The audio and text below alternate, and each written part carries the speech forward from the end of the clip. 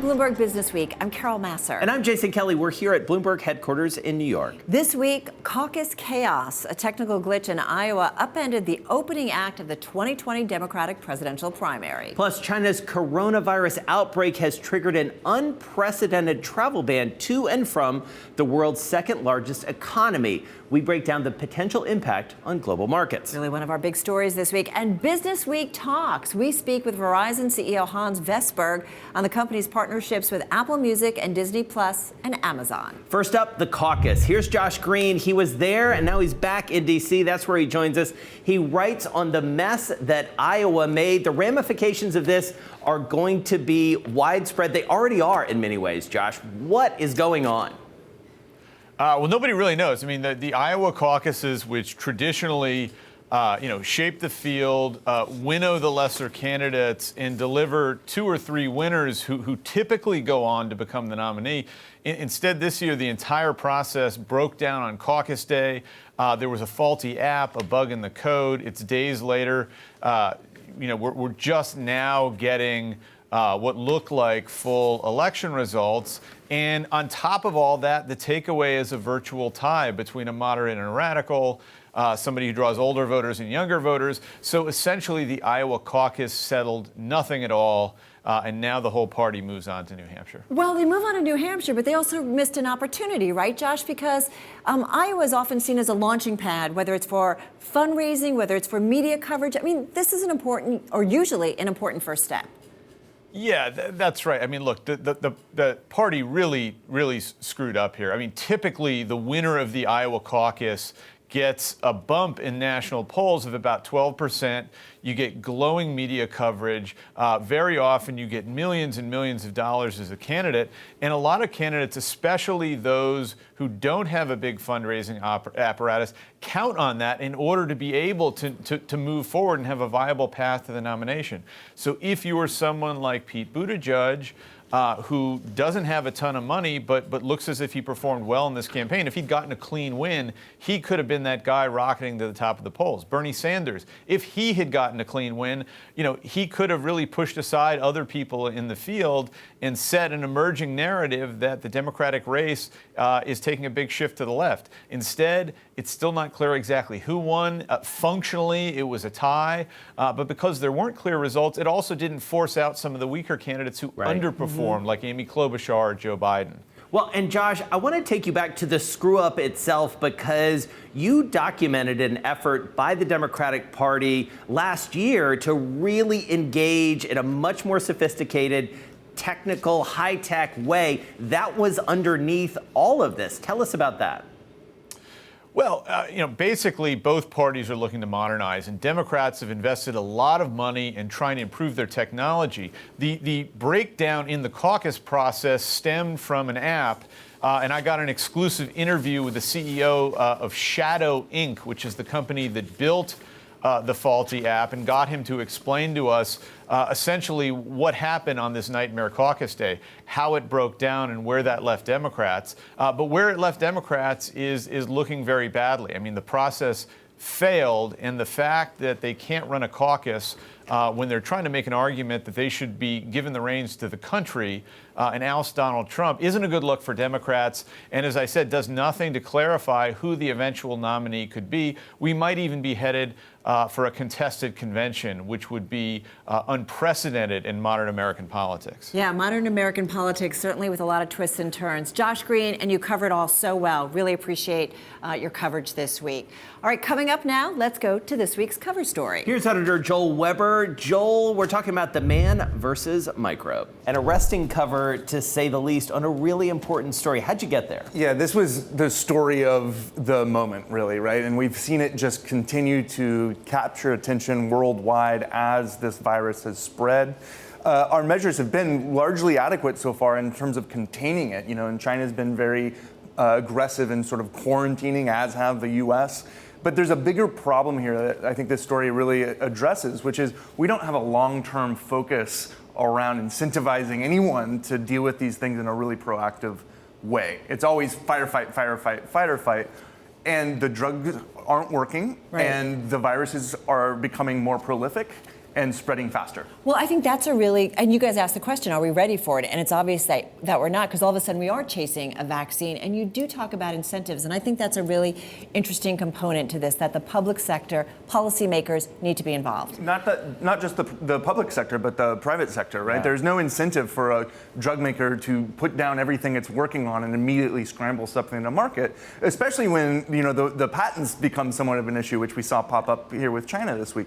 So I think the real question here is, like, how as a society do we deal with this? Like, microbes aren't going away. They've been with us for a really long time. We've actually gotten very good at fighting them, but that's a recent phenomenon. Polio, that's only a 100-year history with our success in that matter. And as these things proliferate, we're not ready for it. Well, you also talk about the short attention span that we all have. Immediate panic, momentary resolve in many ways, and then we move on as a species in many ways. And look, our science is really, really good, and we take that for granted a lot. But when you look at what's coming and where things like this recent coronavirus came from, this wet market phenomenon that is really common in China and India and elsewhere in the developing world, that is just a breeding ground for problems. And with the interconnected world that we have, this stuff can move very quickly. What I loved about this is I feel like, as Bloomberg does so well, as BusinessWeek does so well, is you put some numbers on it. And really, in terms of the livestock, I'd not heard about wet markets, but you really put some numbers about what we're dealing with on a global scale and why we're going to continue to see these tough viruses. And that's right. And if we don't approach this differently, the economic consequences of this will become only more profound. Joel Weber, thank you so much. Coming up, economist Paul Krugman on the coronavirus and why he calls Wilbur Ross a, quote, bonehead. Talking about the U.S. Secretary of Commerce there, plus travel restrictions spreading in an effort to contain the coronavirus. We break down the economic forecast. This is Bloomberg BusinessWeek.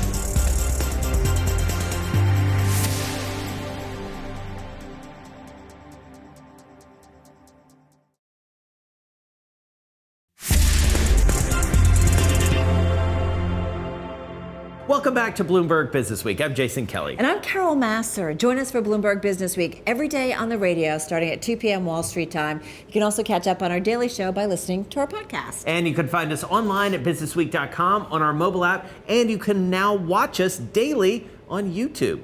And there you can listen and watch interviews like this one with Paul Krugman, Nobel laureate, economist, CUNY Distinguished Professor of Economics. And Jason, he's also the author of more than 30 books. He's a New York Times columnist as well. He recently published a piece on the Trump administration's response to the coronavirus and its economic implications.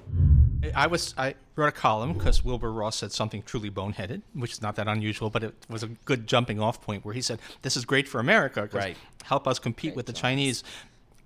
And that wouldn't have been totally boneheaded 40 years ago, when you actually did have a world where kind of national manufacturing bases competed head-to-head with each other. But now we're in this world of these complicated, interlinked value chains where, I've got an iPhone in my pocket here. Where was that iPhone made? Well, the last step was China. Right. But in fact, that's the last step of a very long and winding chain, and there are pieces of it that were made in many places, and it's been shipped across multiple borders. And in that kind of world, anything that disrupts manufacturing anywhere is actually going to hurt manufacturing everywhere. And so the coronavirus, and that's actually, by the way, most of the evidence says that, actually all of the people who've actually done evidence says that the Trump trade war has actually hurt U.S. manufacturing, not helped it. And the reason is because of the value chains. What it did was it raised the cost of U.S. manufacturers by raising the cost of imported inputs. And the coronavirus is kind of like the Trump trade war on steroids. If it turns out to be as serious as we fear it might be, it's going to be a really pretty nasty thing, even for people who are not at all at risk of being infected themselves. To truly understand the economic implications of that coronavirus, Bloomberg economists drew up scenarios based on the 2003 SARS outbreak and changes in China's economy since then. Here's Senior Markets Editor Mike Regan with this week's Business Week Explainer. SARS was a killer, both literally and economically. SARS, or Severe Acute Respiratory Syndrome, killed almost 800 people in 2003. It also knocked 2 full percentage points off China's growth. GDP rose 11.1% in the first quarter of 2003, but dropped to 9.1% in the second. SARS hurt China and its neighbors, but the country's relatively small weight limited the global economic impact. Back in 2003, China's GDP was 4% of the global total. Now it's 17%, which means any drop now will hit harder.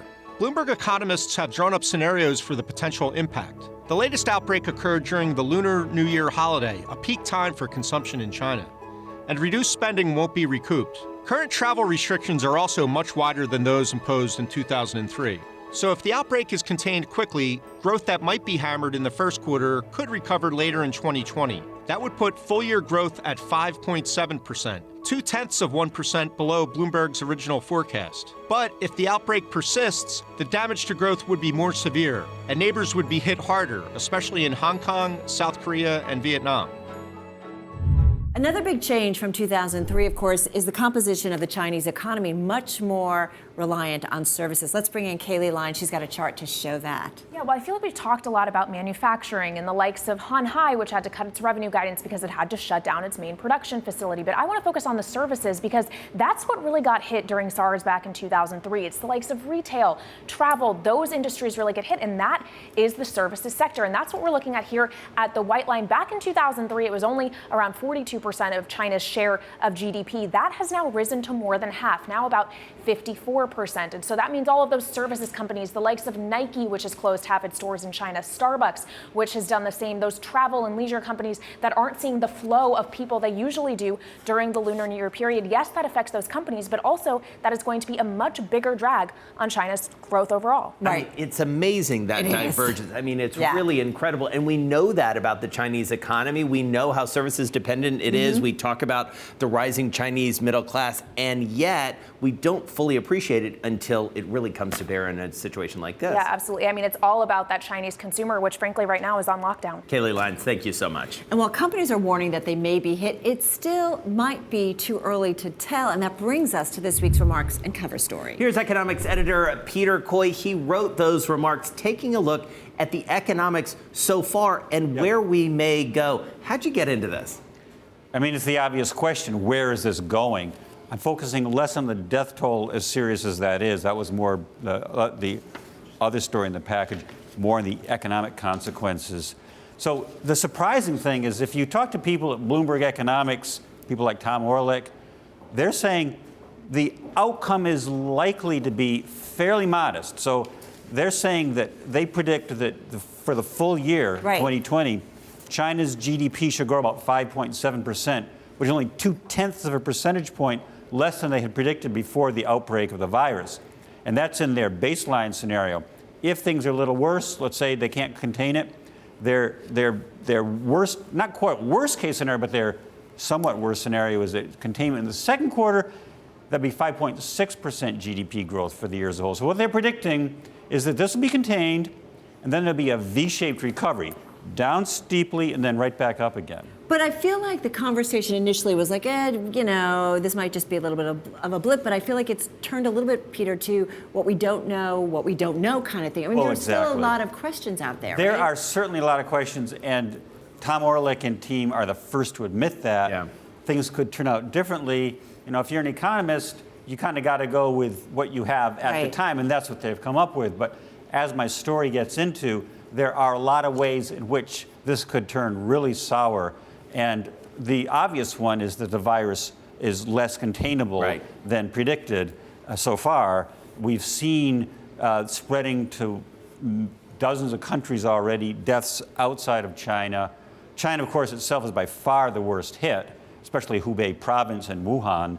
But we're seeing cases Europe, Asia, and, of course, North America and the United States. Well, and one of the things to the point of the unknown unknowns is even in countries like Cambodia and the Philippines, they've essentially been saying, it's not a big deal. And yet there just may be cases we don't know about yet. That's really scary because, certainly the United States, Western Europe have highly sophisticated technology for monitoring and testing. Some of these countries don't. And so China is special in that it has the worst outbreak, but also the ability to pose draconian restrictions on its own population to shut this thing down. You go to another country with a weak public health infrastructure, and a lack of that ability, and you can easily imagine the disease raging out of control. I also think once we hopefully get beyond this, right, and new cases, and hopefully it's minimal, ultimately, and that the economic impact is reduced as well. But I do wonder about, as you say, kind of the longer-term consequences on the relationship between U.S. and China. We've had some U.S. officials make some comments that certainly feel like they're off color. Well, see, of course, the Chimerica, the tight union between the China and the United States, which benefited both countries, is becoming apart already over U.S. concern about job loss, the heightening military contest between the two countries, Trump's trade war and so on. This becomes yet another thing that would tend to drive these world's two largest, most powerful economies apart. And you can imagine that lasting even after this virus dies down. All right, Peter Coy, thank you so much. Really smart remarks, Thank you. as always. Thank you. Up next, when a very bad and some say very sexist joke costs you $4 billion. BusinessWeek sits down with money manager Ken Fisher and puts that figure in perspective. This is Bloomberg BusinessWeek.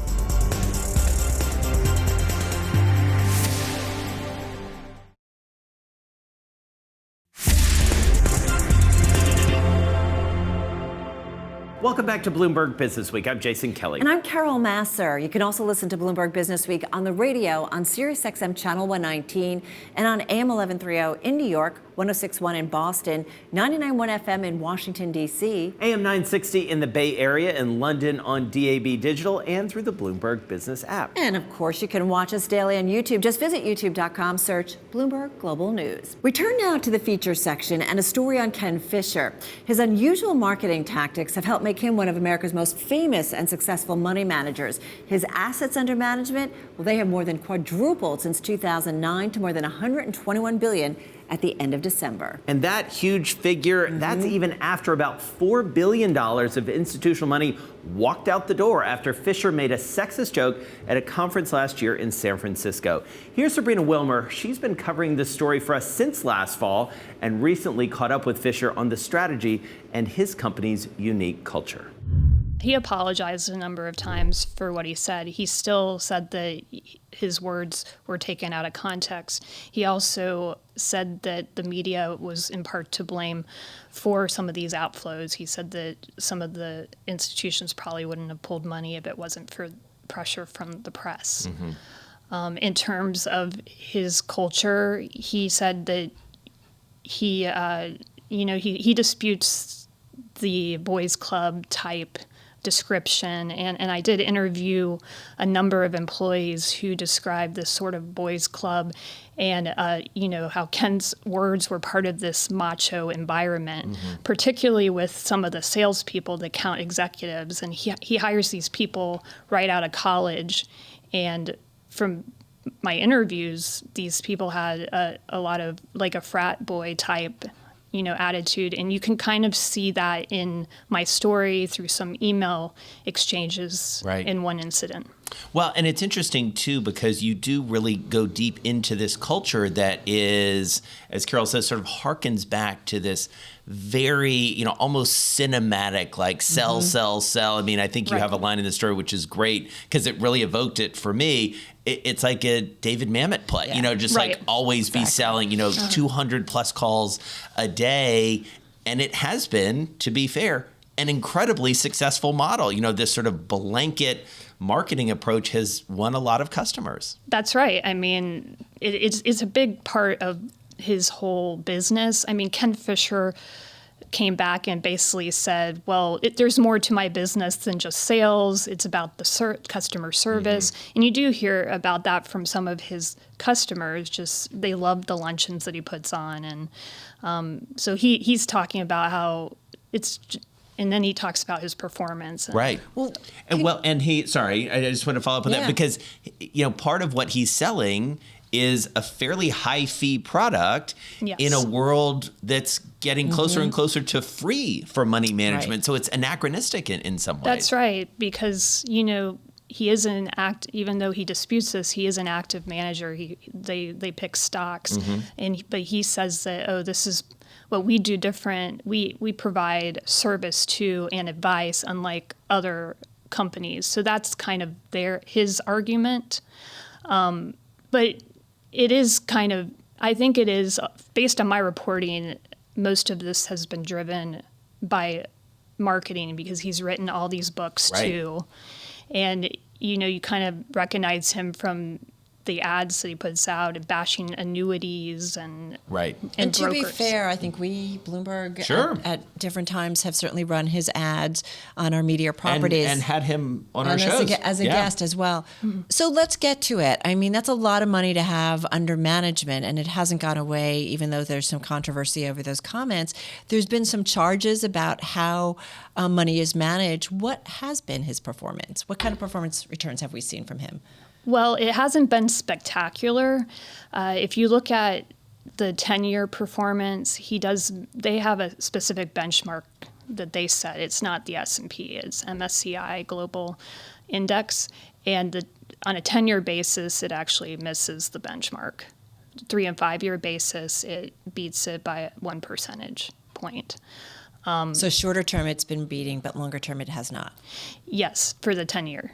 Yeah. Right. So it's kind of mixed. So what was your takeaway from all this? I mean, you've followed it literally from the beginning. You've covered the money management industry for a long time. As you finish this story up, what'd you make of it? It was an unusual Yeah. process. And I've never kind of encountered this situation before. And I mean, this is kind of a shift in financial services where people are starting to speak out about,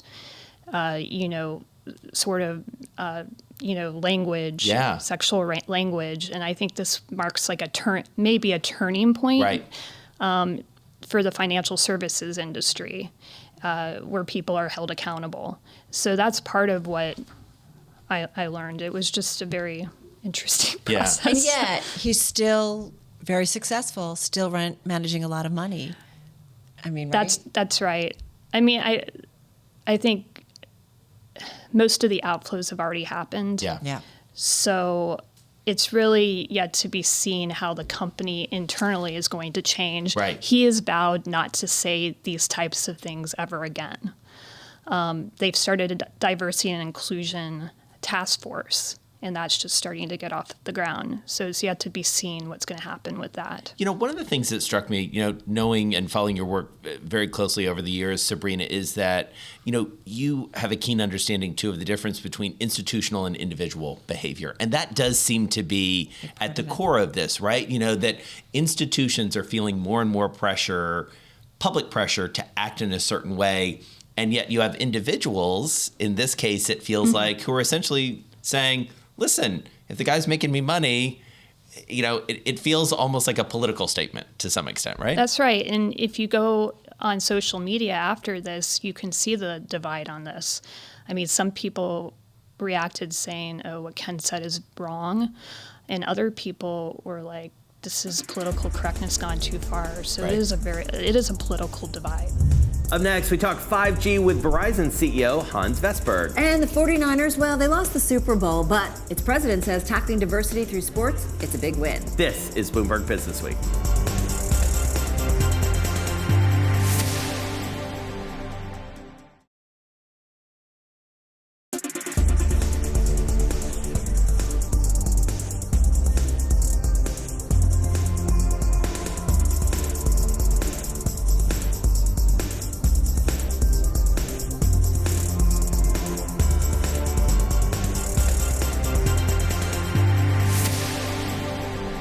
Welcome back to Bloomberg BusinessWeek. I'm Carrol Massar. And I'm Jason Kelly. Still ahead, our conversations from the Power Players Summit around the Super Bowl down in Miami. It was so much fun. It's a gathering of deal makers, risk takers, and world-class athletes to talk about the future of the multi-billion-dollar global sports industry. We speak with Mavericks CEO, Dallas Mavericks CEO Cynthia Marshall, 49ers President Al Guido. This was before the game. They talked about tackling diversity. I also caught up with DAZN's John Skipper. He used to be the head of ESPN. He knows a lot about streaming. A great conversation. First up, though, BusinessWeek Talks. We sat down with Verizon Verizon CEO Hans Vestberg for an update on the company's partnerships. There are several with Disney, Apple, and Amazon.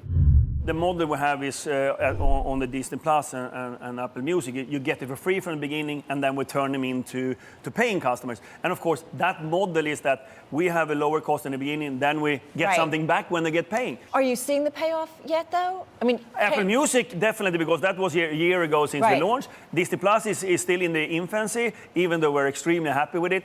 But you should talk about Disney about it, because they are the ones speaking about it. But we from Verizon is also very happy. Talk about the Amazon deal. We talked so much about the cloud and Amazon Web Services. What does that enable you to do? This is extremely exciting. I mean, we spent almost 1.5 years with Amazon to do this. So just to understand what we're doing with Amazon, we're bringing the cloud service out to the edge together with 5G in order to give super low latency, enormous throughput for applications being developed by developers. This cannot be done. This is the first time in the world where we have seen that partnership. Amazon couldn't have done it by themselves because they don't have wireless 5G. Verizon couldn't have done it by itself because we are not in cloud service. We don't have cloud software. The combination of us can create something that is so transformative that today you basically, as a developer, you can click on our first 5G edge site in Chicago and start developing an application for 5G with low latency and enormous throughput. Of course, it's a transformative, and of course, we have one site right now. Think of us have hundreds of them, maybe thousands of them over time, where you have big data centers, maybe less than 10 in the country. We can then give 5G experiences of low latency. And low latency is basically you ping up to the internet and get the facts back.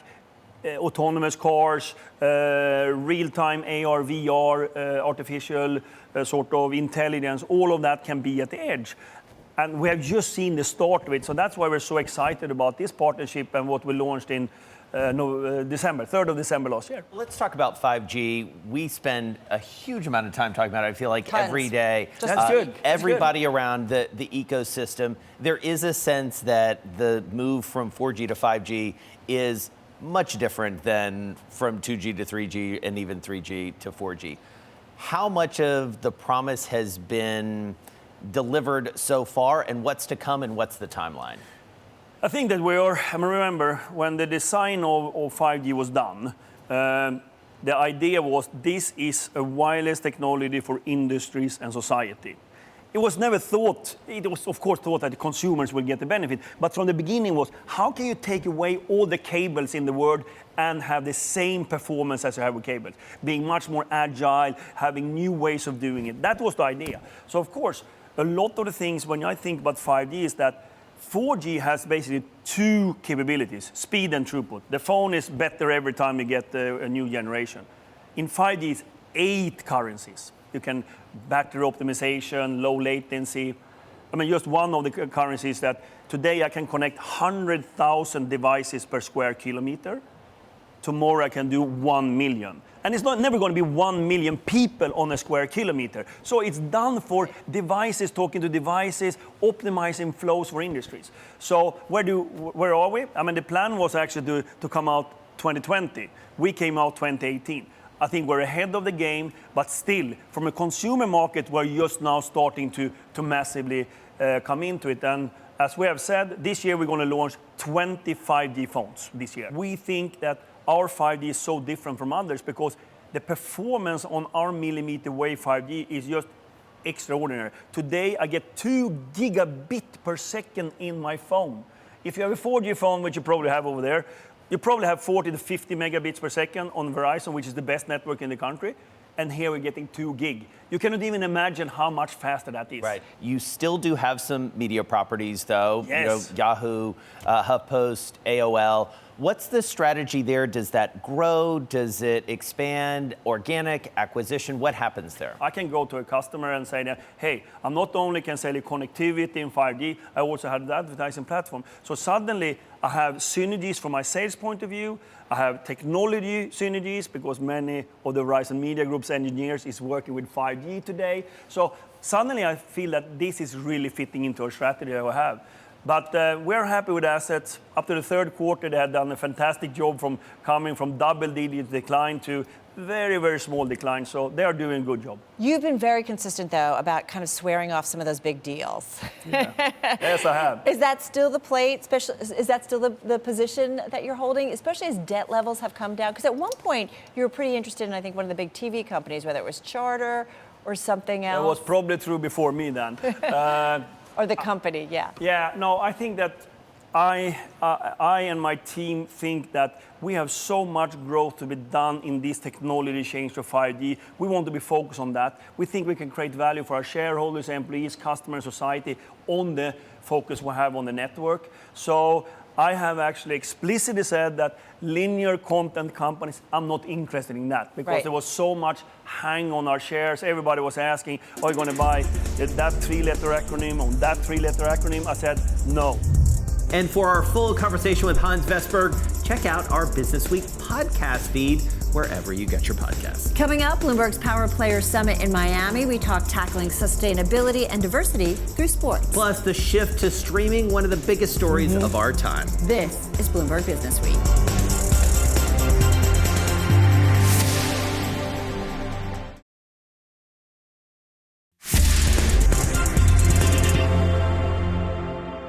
Welcome back to Bloomberg Business Week. I'm Jason Kelly. And I'm Carrol Massar. Join Bloomberg Business Week every day on the radio starting at 2 p.m. Wall Street time. You can also catch up on our daily show by checking out a podcast. And you can find us online at businessweek.com and on our mobile app. And now you can watch us on YouTube. Just visit youtube.com and search Bloomberg Global News. And of course, you can catch interviews and events such as the Bloomberg Power Players Summit that we hosted last week in Miami, just ahead of the Super Bowl. It was a lot of fun. I caught up with John Skipper. He's the executive chairman at DAZN, also the former president of ESPN. We talked about the shift to streaming. In my career, I mean, it was an extraordinary inflection point when you went from a paucity of sports on broadcast, right? The broadcast networks did less than 1,000 hours a year of television. In my last year as president of ESPN, we did 90,000 hours.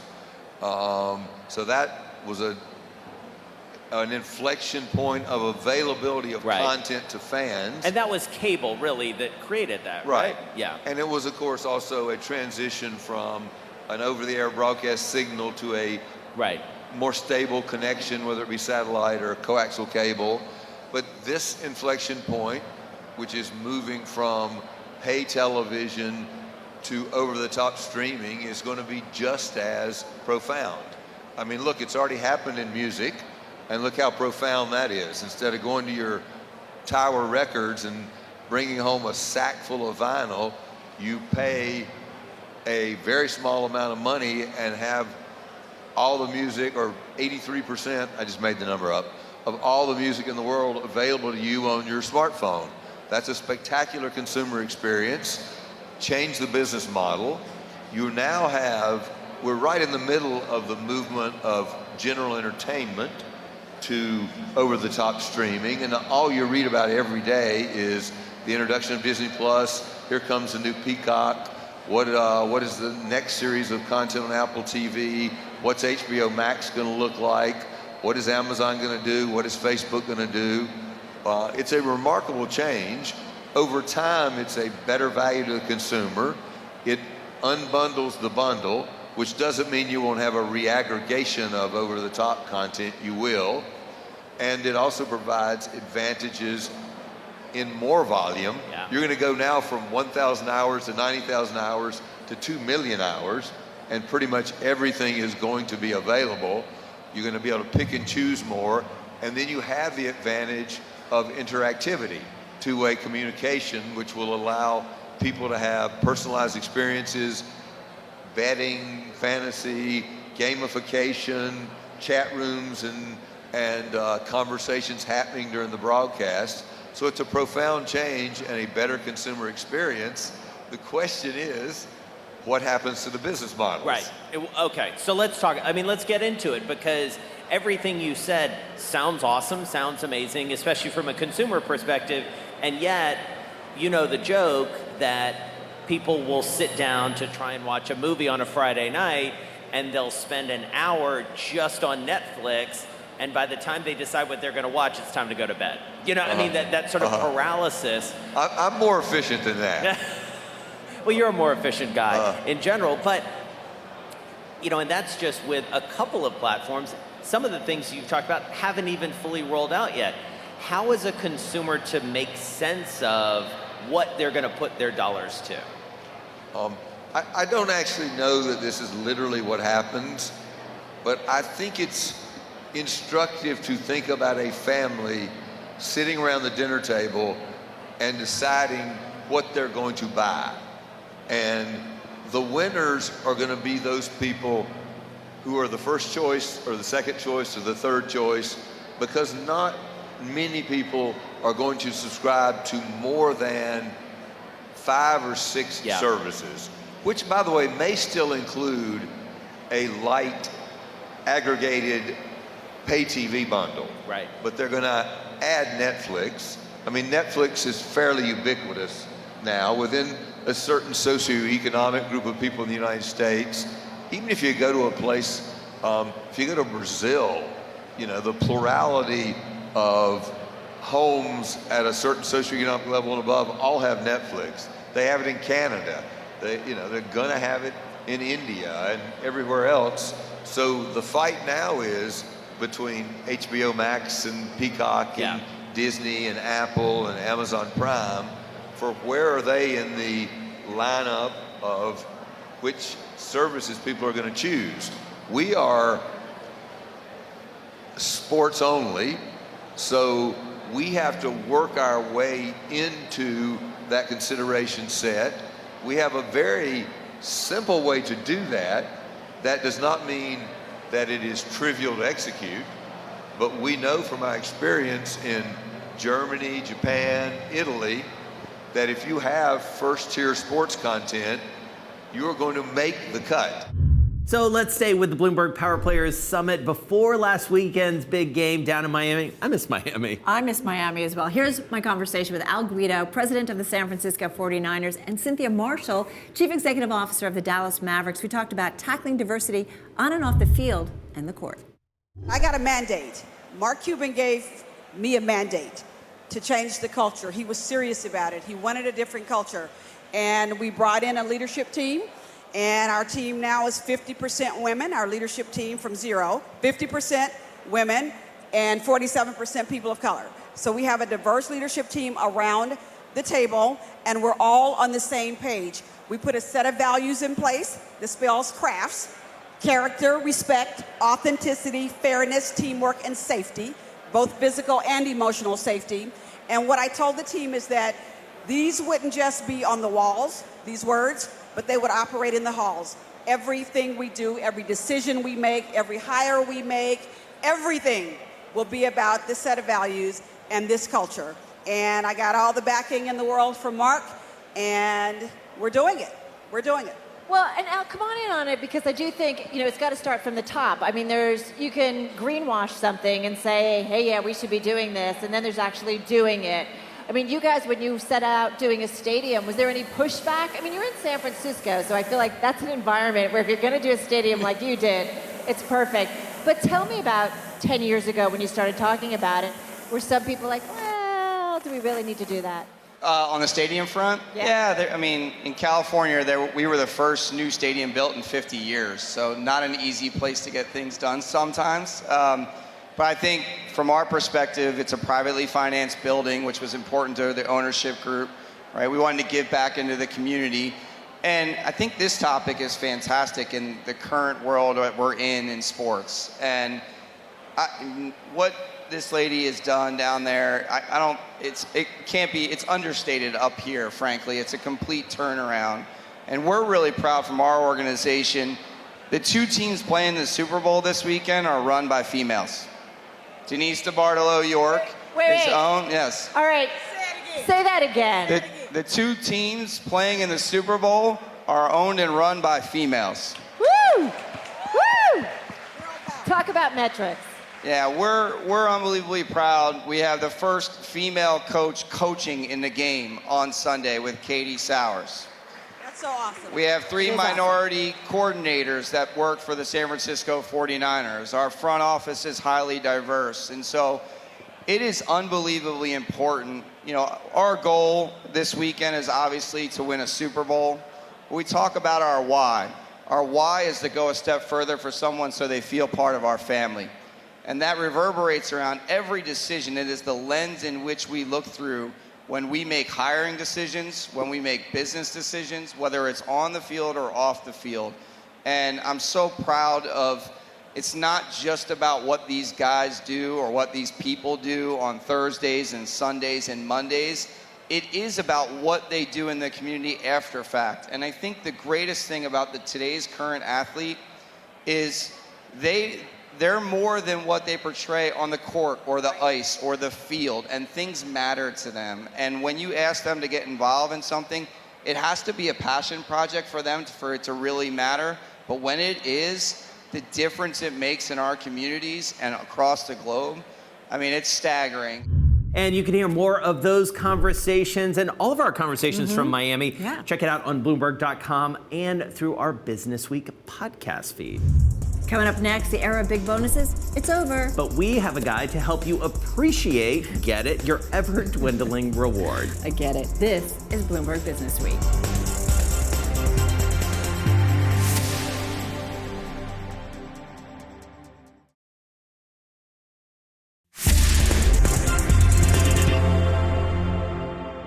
Welcome back to Bloomberg Business Week. I'm Carrol Massar. And I'm Jason Kelly. You can also listen to us on the radio on Sirius XM Channel 119, also AM 1130 in New York, 1061 in Boston, 99.1 FM in Washington, D.C. AM 960 in the Bay Area, in London on DAB Digital, and of course on the Bloomberg Business app. And you can watch us on YouTube. Just visit youtube.com, search Bloomberg Global News. We turn now to pursuits. Well, the era of big bonuses, you might say pretty much it's over. And with this in mind, it may be wise to look at the ever-dwindling reward as a chance to make another good investment. Take that appreciation and make it appreciate. Here's editor Chris Rauser on that and more. Some of the coverage that we've been doing about bonuses is that they're flat this year, or that bonuses reflect less individual performance and more company-wide performance, so you might not be getting this crazy surprise. So since, the end of what we used to think of the bonus as might be coming, we thought, okay, you should take your bonus and you should buy it, or you should spend it on something that will appreciate.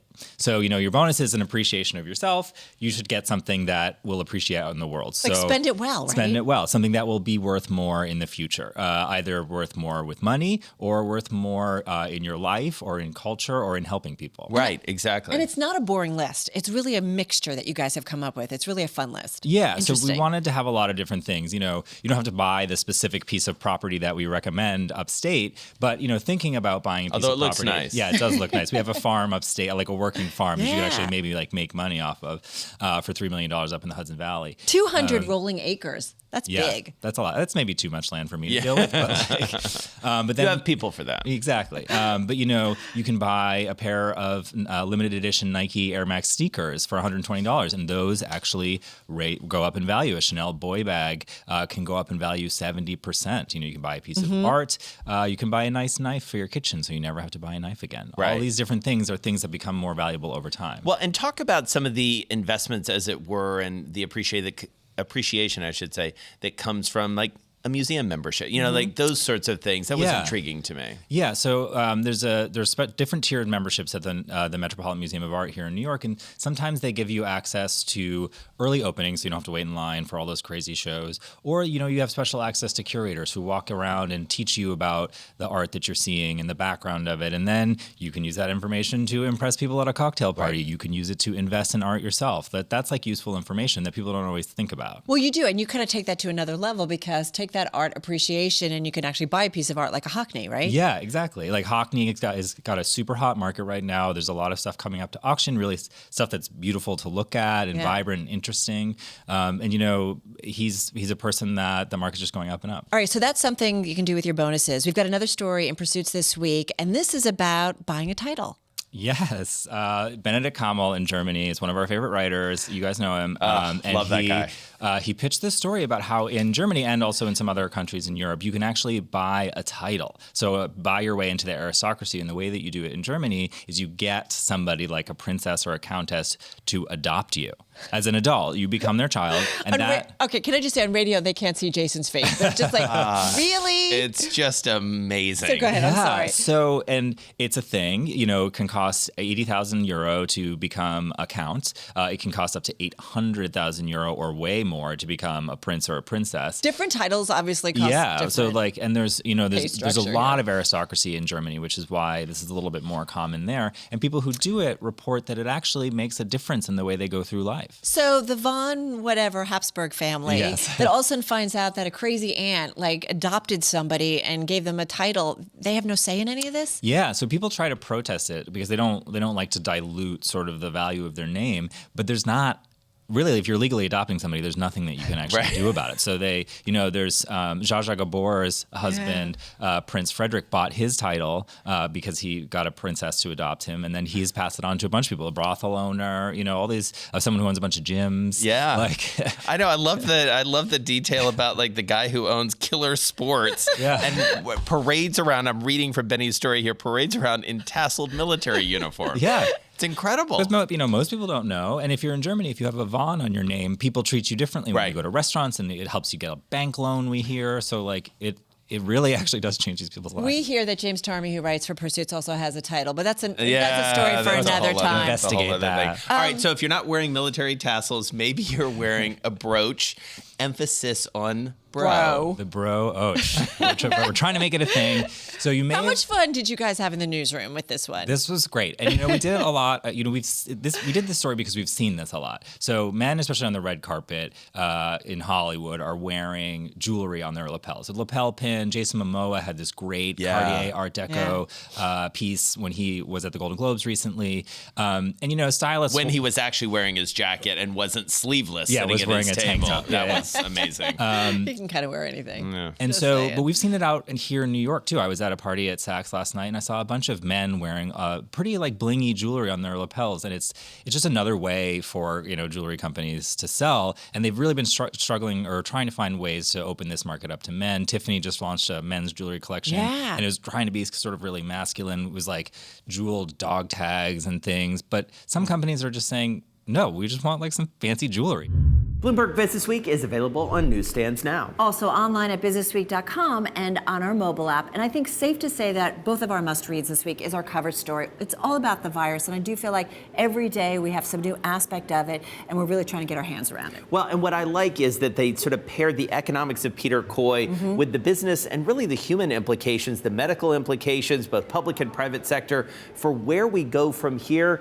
The world generally not prepared for this. Not prepared for this, and there are so many unknowns about kind of what's to come in the future. So definitely a must read. And be sure to check out our Daily Business Week podcast, and you can catch us on YouTube, watch us on YouTube. Just visit youtube.com, search Bloomberg Global News. More Bloomberg Television starts right now.